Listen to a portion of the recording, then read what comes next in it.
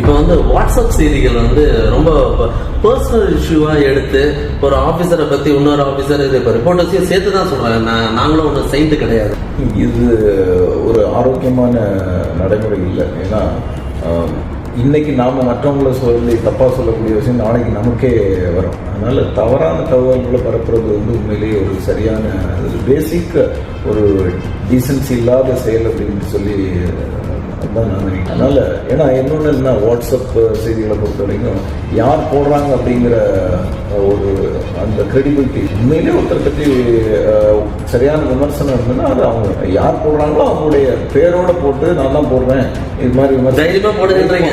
அப்படி தைரியம் இல்லாம டெக்னாலஜினால ஒளிஞ்சி போடுறவங்க அதுக்கு போடாமலே இருக்கலாம். பட்டத்தை வச்சு போடுறதுலாம் வேண்டாம், அது டைரக்டா போடு, கரெக்டா எவிடன்ஸோட போடுங்க. அதுல அது உண்மையிலே தைரியமா பண்ண முடியாது தான் அது.